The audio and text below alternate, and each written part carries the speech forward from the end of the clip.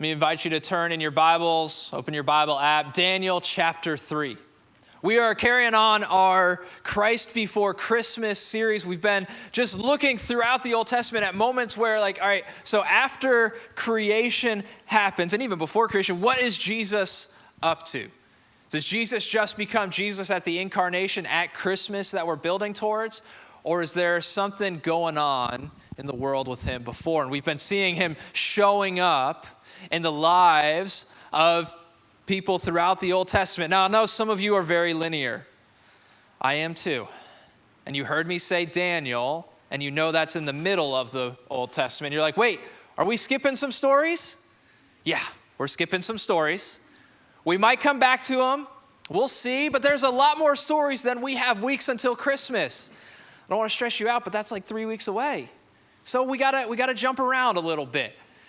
So we're in Daniel chapter 3, and just by way of kind of background, what happens, what brings us up to this moment in history.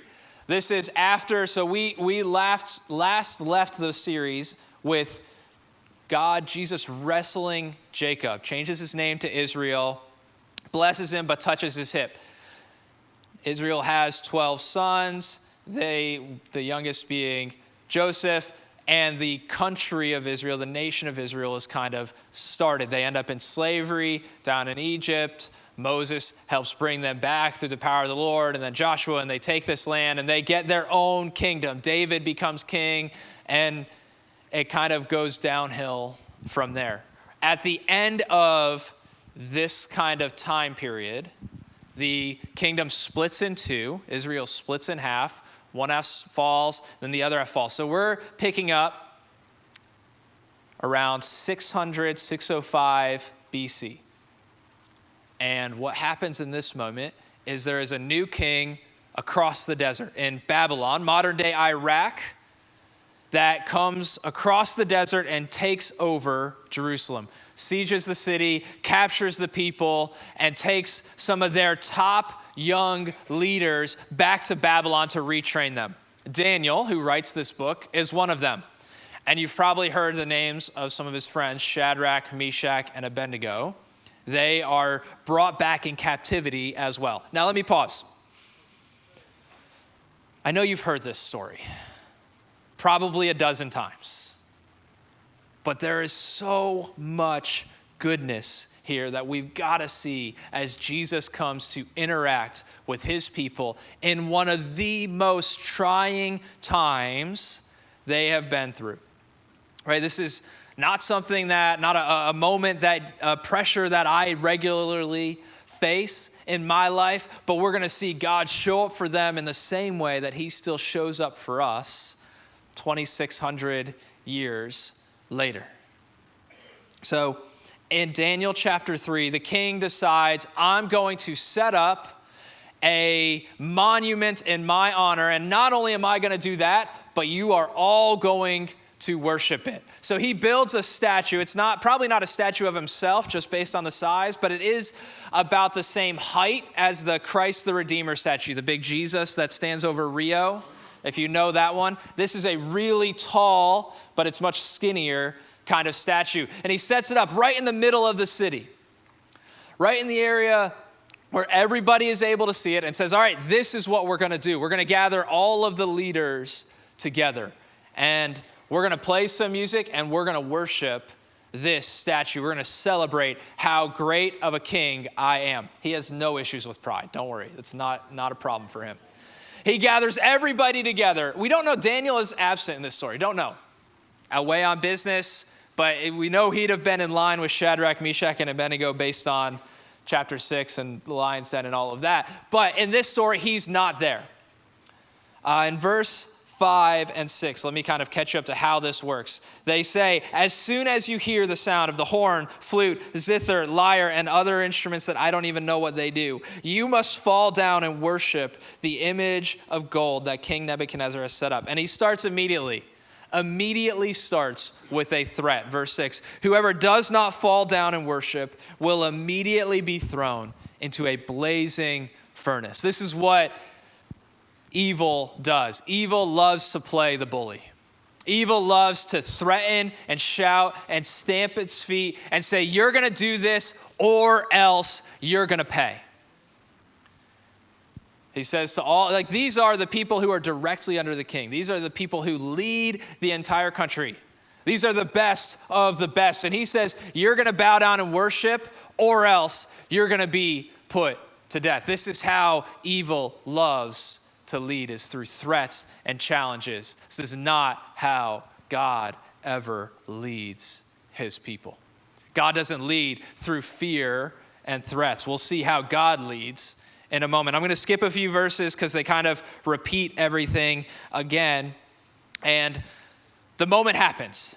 They blow all the instruments. The team gets up and they make their music and everybody bows down. It's a open plain with a giant statue sticking up. Everybody is on their face except for 3 dudes.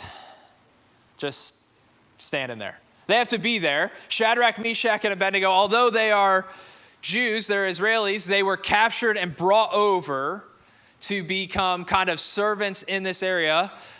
God's been so faithful to them that they've been raised up to be, they oversee everything in Babylon. We see that in verse 12. They get told on.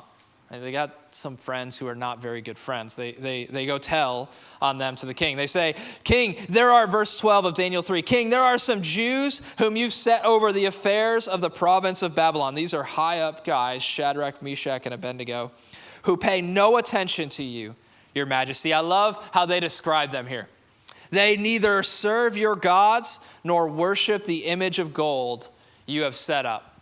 Say, they're not like us. They aren't doing what you've commanded them to do. They know that they serve a higher king than the king of Babylon. They know that they serve a king who says you can't worship other idols. You can't worship and put your trust in other things. And so they've chosen to say, we're going to stand against what the king says, no matter what happens. Verse 13, furious with rage, Nebuchadnezzar summoned Shadrach, Meshach, and Abednego. So these men were brought before the king. And he said to them, is it true, Shadrach, Meshach, and Abednego, that you do not serve my gods or worship the image of gold I've set up? Now, when you hear the sound of the instruments and all kinds of music, if you are ready to fall down and worship the image I have made, very good. But if you do not worship it, you will be thrown immediately into a blazing furnace. He repeats the threat again, and then look at this next line. Then what God will be able to rescue you from my hand? He sets up a direct challenge here with God to say, you're going to do what I'm saying, and your God is not going to have a word. He's not going to be able to do anything. He's not going to be able to protect you. He's not going to be able to save you. This king knows that because he's already captured their city. He's already destroyed their home. He's already won the war against God. And he's the toughest, baddest one around. Nebuchadnezzar knows that he can do whatever he wants. What God will be able to rescue you from my hand? Verse 16, Shadrach, Meshach, and Abednego replied to him, King Nebuchadnezzar, we do not need to defend ourselves before you in this matter. Are you sure, guys? Like, this is the moment where the judge gives the defendant the opportunity to speak, and he said, nah, I'm good. I'm good. I don't need to, just a little bit? Do you want to say anything? They say, no, we're good. I try to put myself in this spot, and I can't imagine having this level of faith. I love it. It's inspirational. It's really cool. But I'm like, I could give you 8 excuses right now, guys. I can give you some that are probably not good. Probably shouldn't preach them. Won't help anybody else grow closer to faith, but it'll keep you alive. This is a real threat. This isn't like an empty threat. Right? Like when the parents say, you better behave or else, and they know they're going to cave, but they're just, don't do that. It's not a good way to parent. But we all sometimes you're tired and you just fall into it, and it's an empty threat. This is he's going to do it. And they could make excuses. They could come before God and say, God, you have given us too much to handle. God, I can't be expected to do this. This is going to cost me my life. It's like, God, listen, like, all right, let me bargain with you, God. You ever been there? You ever tried to bargain with like, God, I don't really mean it, but I have to do this to get through. God, in order for me to survive, you love me, right? You want me to survive? I'm going to have to compromise a little bit here. But God, I promise afterwards, I'll set it right. Like, all these moments, different times maybe in your past where you've just kind of rationalized something a little bit. Or just, in business, God, this is just the way that it's done in 2023 in Florida. Like, you just kind of skirt the rules on this a little bit. I got to make my profit here. Don't worry, I'll tithe on it. But I got to make my profit here. Like, that, it can become so easy to kind of justify something when the call of God is often really clear in our lives. To live with integrity, to live in the right way. So you say, but God, like you don't understand. Like, it's just a culture now, like we move in together before and we don't worry too much about, some of these kind of religious rules about marriage and all. Like, God, we're just, like, we're committed to each other in our hearts, God. It'd be so easy to kind of make some excuses sometimes. And I'm right there. Like, I'm looking at these guys like, that is insane. Like, it's awesome. I wish. But I don't know that I have that level of expectation that God's going to show up. But they do. They say, King, we don't need to defend ourselves. Look at this. If we are thrown into the blazing furnace, this is verse 17. If we are thrown into the blazing furnace, the God we serve is able to deliver us from it. They trust, they believe, but not only that, and he will deliver us from your majesty's mighty hand. How do they have this kind of faith? All right, pause, okay? Because again, we're 2,600 years away, okay? We're in Florida. It was a little humid out this morning, and some of you were frustrated about the temperature. And by some of you, I mean me, and maybe some of you. And we're already like a little like, it's too hot. These guys are before the king. That furnace is like right there. All right, like this is not like just like, oh yeah, probably not. Like this, they feel the heat coming off. They feel it from the furnace. They can probably see the heat in the king's eyes. And they say, one, we don't need to defend ourselves. But two, we know the God we serve is able to. And three, in fact, we know, King, that he will come through. Because every step of the way in the past, they've seen God come through. When they were teenagers, and they're probably at this point maybe 20, 23 years old, when their city, Jerusalem, was besieged and captured, they were probably the age of some of you guys over here, our students in the front row. That's how old they were. And when their country is captured and they're led across the desert. And in that moment of siege, I bet they would be able to look and say, God was there with us, even though it was difficult. And as they're led across the desert, God provides for them, even though it's difficult times. In Daniel chapter 1, you see God show up in a great way. It's the only other place where their story is told. And they're with Daniel in chapter 1, and God provides for them, and this is where he raises them up. They've seen throughout their lives that God has been faithful. And this is what gives them the trust in this moment. It's to say, if he's been faithful every step of the way then I trust he's going to show up today. You have that kind of history with the Lord. I hope you can look back and be able to see the moments where God has faithfully carried you in your life. Because that's the only way you can get to this spot. What happens is they say this thing, right? They say, we know that the king will, or that God will save us. But I love the next line, that it switches. It switches from just something we know God will do, we know he's able to save us, to a heart thing, a relationship thing. that he will deliver us. We know it. It's one thing to know, right? You know this about faith. It's one thing to know the right things. It's one thing to know some Bible trivia and Bible answers and details about the Bible. It's one thing to know them. It's another thing for them to mean something in your heart. It's one thing to know how God is, to know the character of God. It's a whole other thing entirely to see God's love and care at work in your life. That when you get to see that God cares deeply for you, it'll change everything. Right? When I mentioned the fear piece here, right? That the king is threatening them. You see it here again. And it's easy to threaten and kind of, if you're a parent, maybe you've raised your kids with a little bit of fear. And that's a good thing. Okay? What I'm going to say is let me say it this way. This is how we raise our kids as well. This is how I was raised, was that I was afraid of getting in trouble. And for a season, that controlled my behavior. Right? There were times, Mom, cover your ears.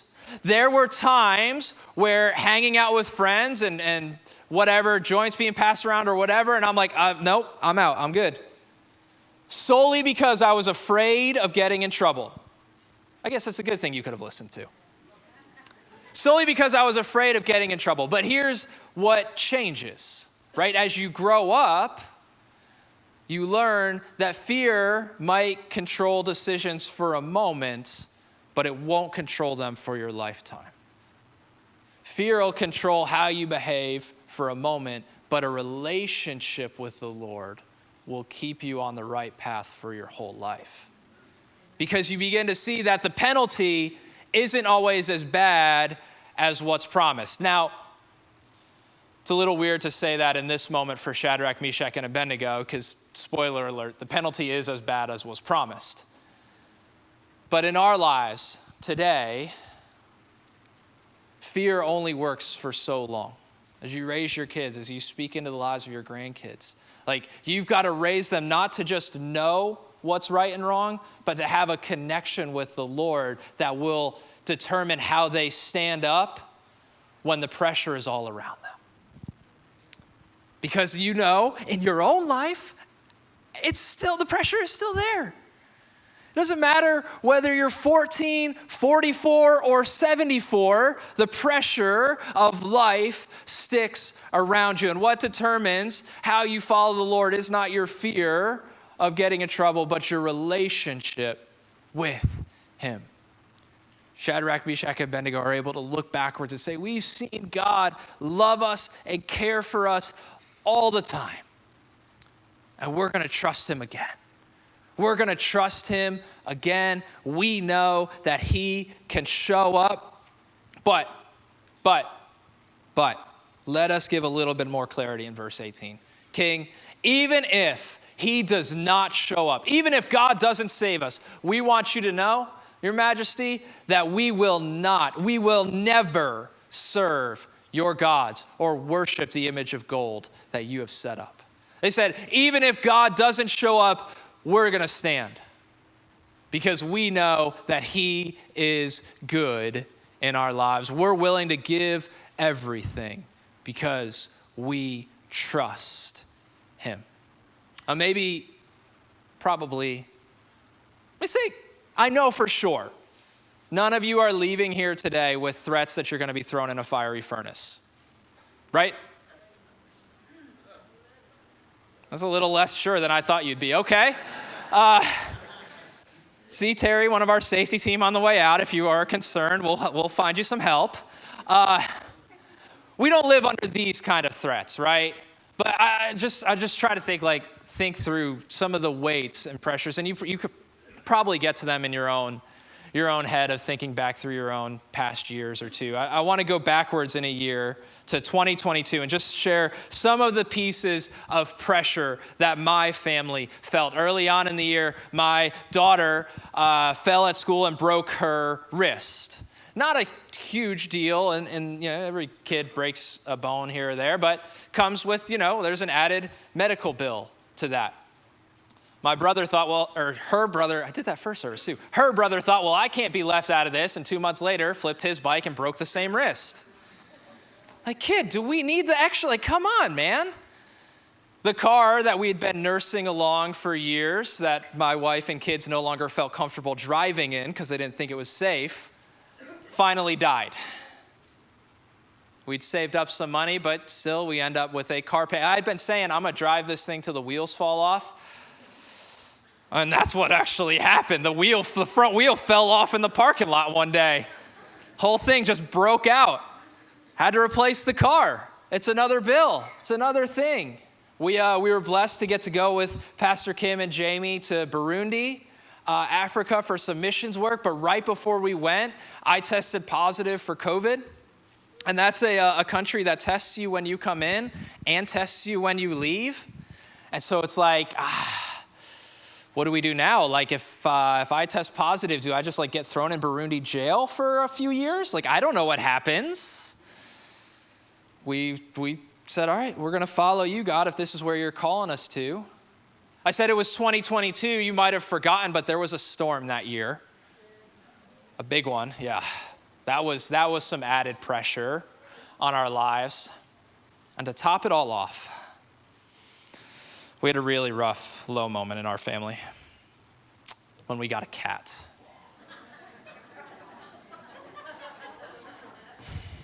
We got a cat.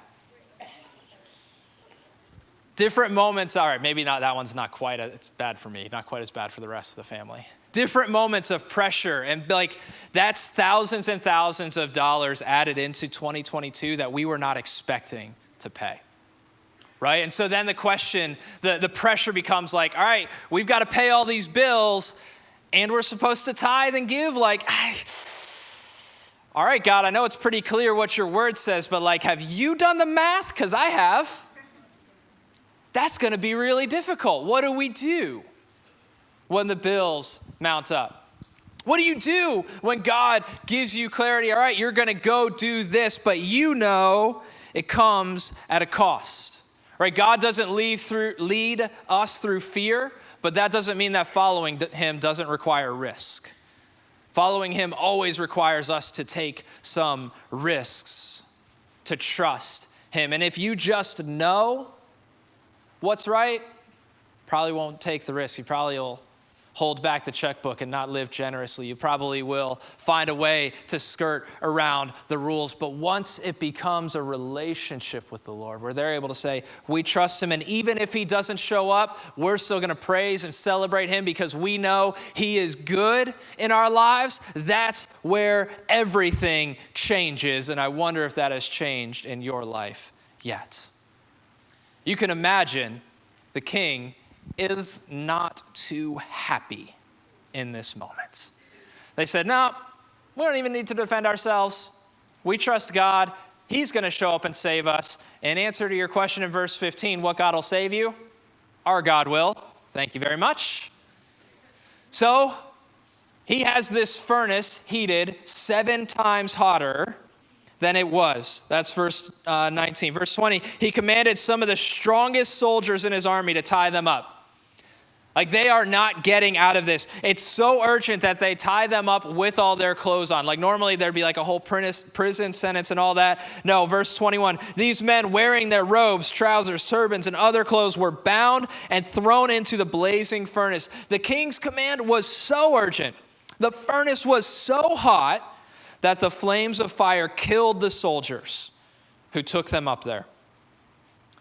And these 3 men were tied up, were thrown into the fire.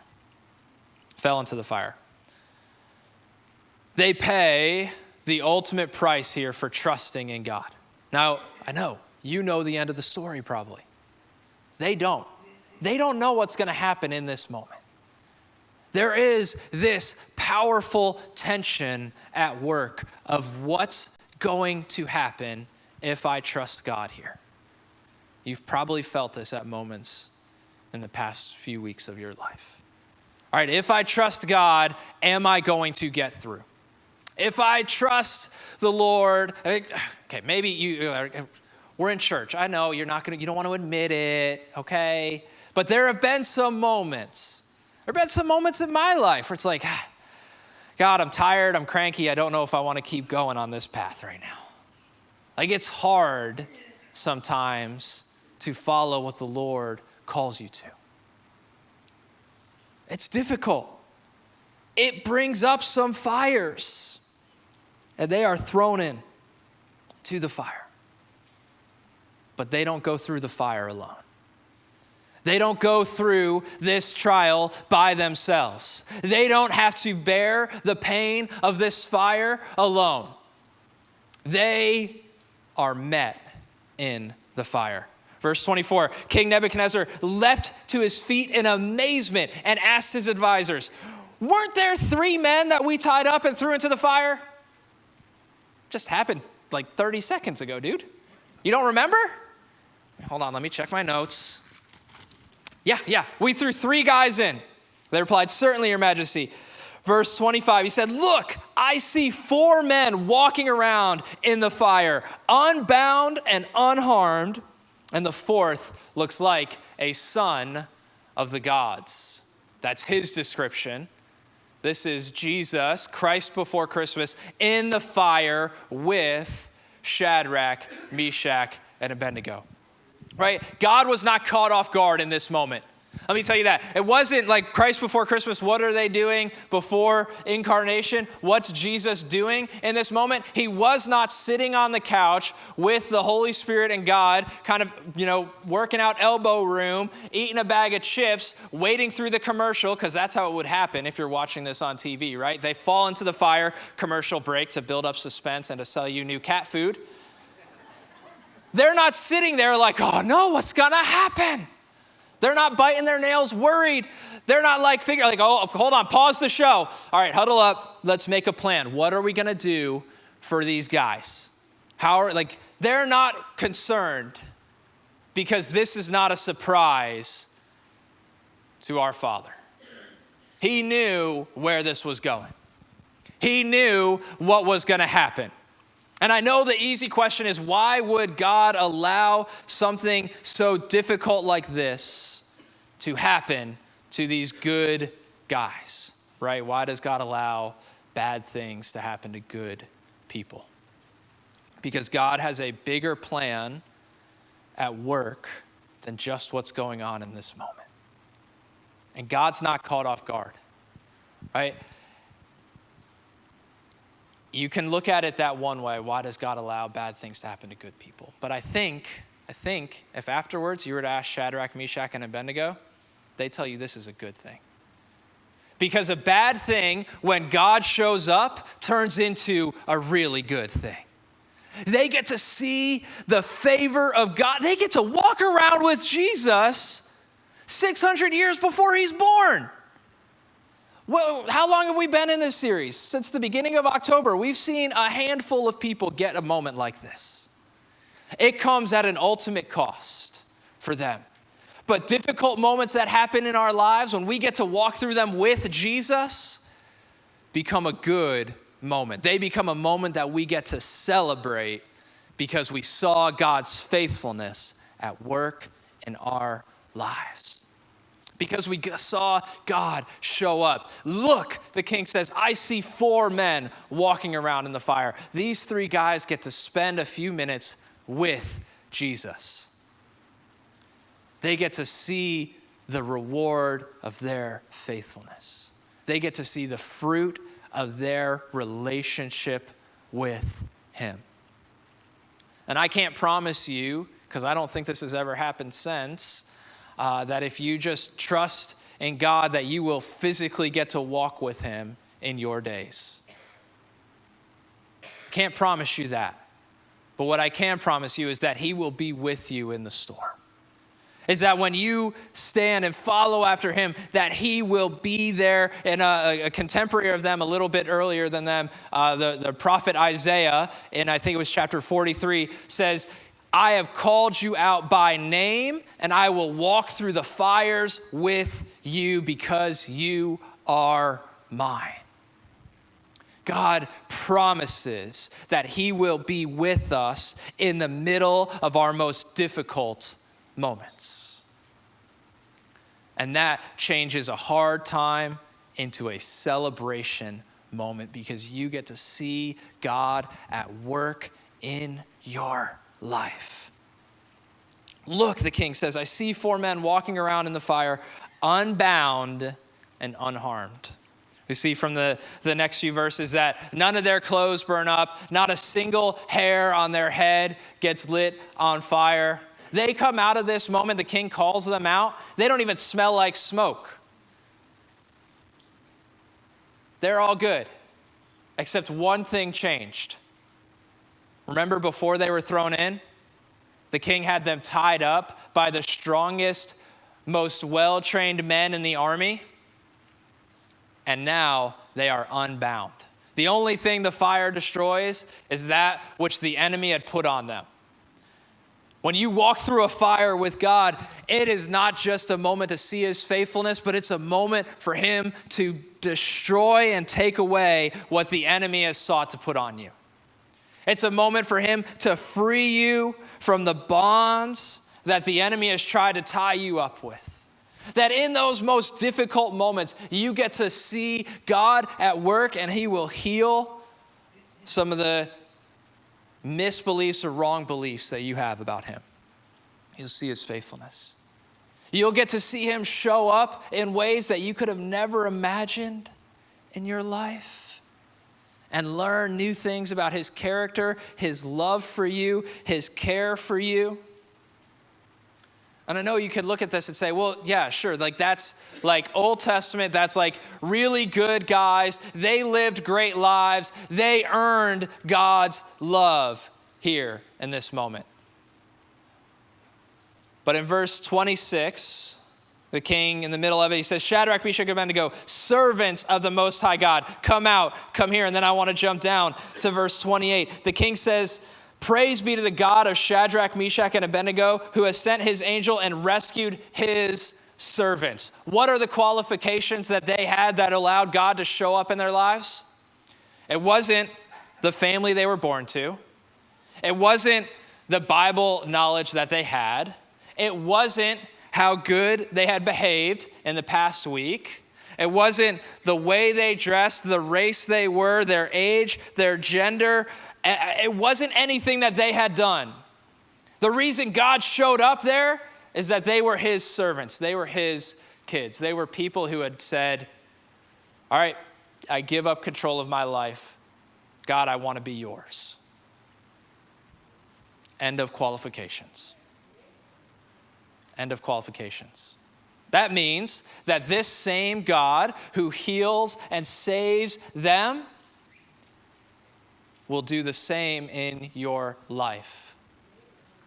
Only qualification is that you say yes to him as Lord, is that you sign up to say, all right, I'll be your servant. I'm in. I'm going to follow you. I'm going to do what you call me to do. I'm going to be who you call me to be. It's never about how good you are. It's never about earning it with God. It's never about any of the other external trappings that we try to put on. None of that matters. What matters is that these are God's kids. So if you've come in here today with a weight, not being good enough, that's a good story, Jason, but you don't know what I've done, where I've been.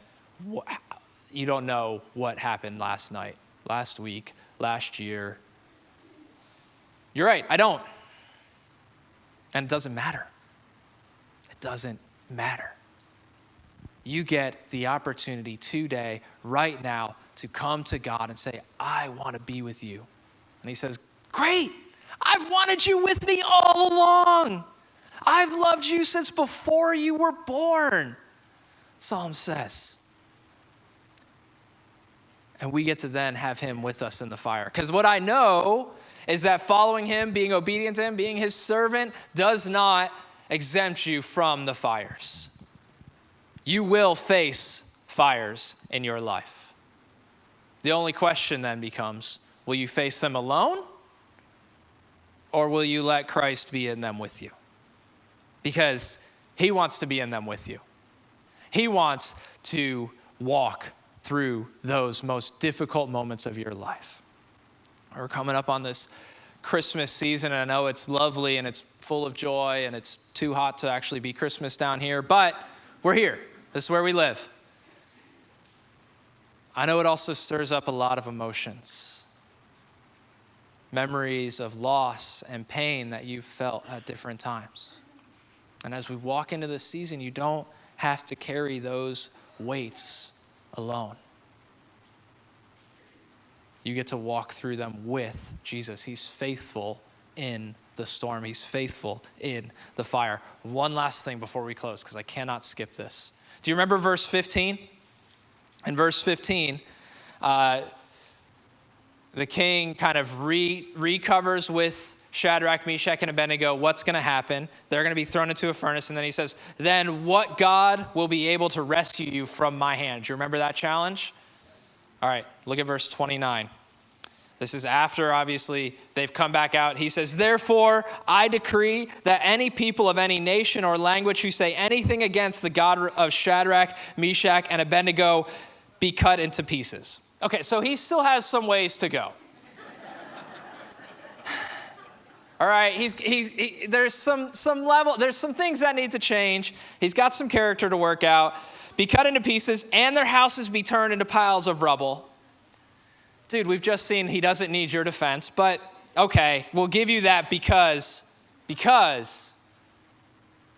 for no other God can save this way.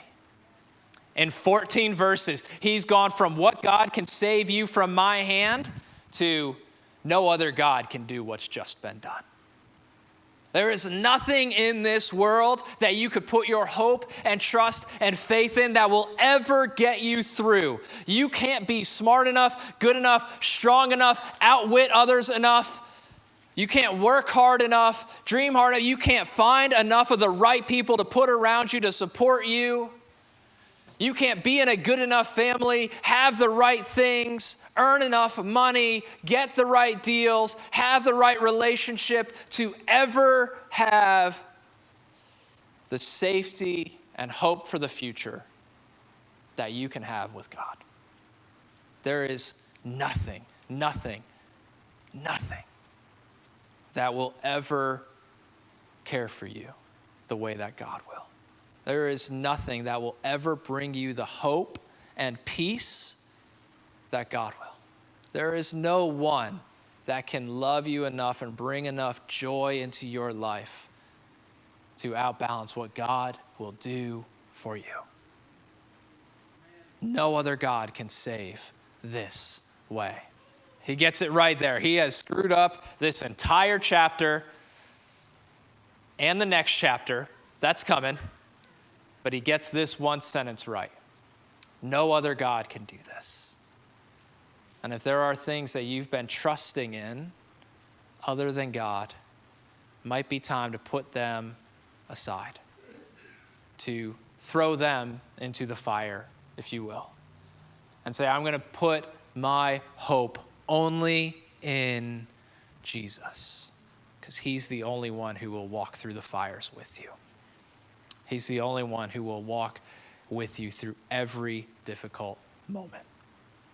So we're going to close in prayer right now, and you know, that call to be his servant, maybe that's not something you've ever answered. Maybe you've never said, taken a moment in your life to turn over to him and say, all right, God, I'm in. I want to be one of your kids. I want to make that change. And so as we close in prayer right now, I'm going to invite you to say that prayer, say a prayer with me to kind of make that change, to give control of your life over to him, because no other God, no other thing, no other plan, no amount of money can care for you the way that God will.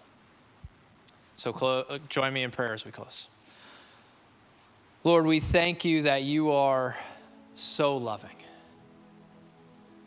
Jesus, that you would go into the fire with them and into the fire with us, because we're your kids, because you love us. And so, Lord, I pray that you would raise up that level of faith within this room and online today. Lord, that each that are listening would know that you've got them, that you're there with them. Father, I know there's so much, so many weights, so many pains, so many burdens throughout this room, throughout on our people online. And we just say, Jesus, come. Jesus, come. We need you. We look to you. And we're just awestruck that you show up and care so good and so deeply for us. So, Father, let your hand be in this room in these next few moments. And if you've been kind of going your own way and you need to make a change and say, all right, I know I need to get in on this. I need this God who can save, who goes through the fire. I want to walk with him. I need him with me. Then I want to encourage you to say a prayer like this with me right now. Whether you're online or in here, just say, Jesus, I need you in my life. I don't want to walk alone in my own strength. I want you to be Lord over all. Forgive me for times where I've done it my way. I see that I need you. And it's just in a moment like that, a prayer like that, where he's right in the middle of everything you've got going on to walk with you and to carry you. Lord, thank you for your faithfulness. It's in your name that we pray. Amen. Let me invite you to stand up with me because we're going to close in a moment of worship. But before we do, a big piece for us is to make that stand physically to say, I say yes to Jesus, Lord, to say, I want to be one of those servants, right? That's what it means to have him as Lord, is that you're one of the servants. And that comes with some work. It comes with there's character things that got to get cleaned up. There's things in your life that you've got to do, but it also means that he's going to be with you every step of the way. And for some of you, you've faced down fires on your own, and maybe now it's time to face them down with God walking with you. If you prayed that prayer with me for the first time, we'd love to get to celebrate that with you. I'm going to invite you right now, publicly, to raise your hand to say, I say yes to Jesus as my Lord. And we do this as a public thing because Daniel 3, that's a public moment.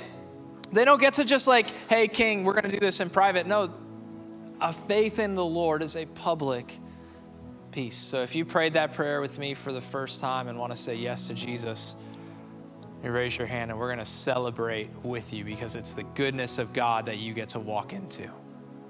I know there's pressure. I know there's fear. I know same things that these guys felt. But you got to take your stand to trust in the Lord.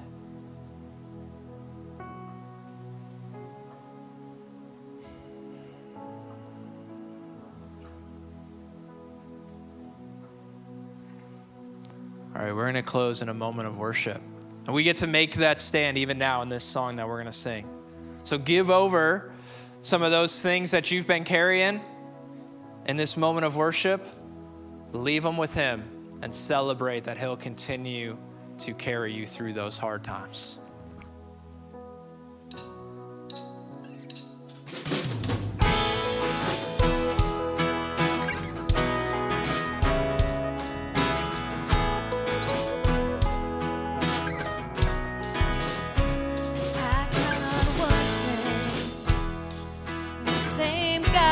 Never failed, will not fail me now. You won't fail me now. In the waiting, the same God who's never late is working all things out. You're working all things out. Yes, I will lift you high in the lowest valley. Yes, I will bless your name. Yes, I will sing for joy when my heart is heavy all my days. Oh, yes, I will.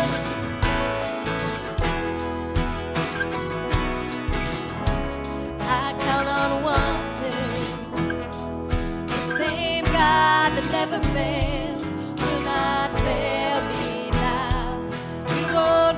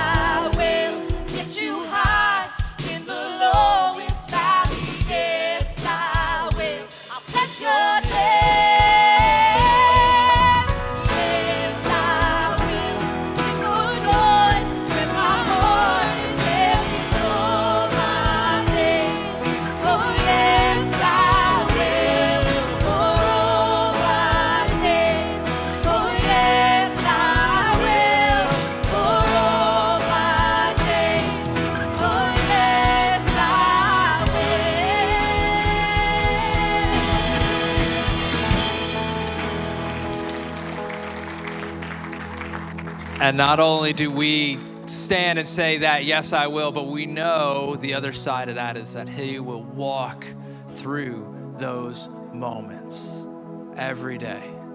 Same God who never fails will be with you and care for you.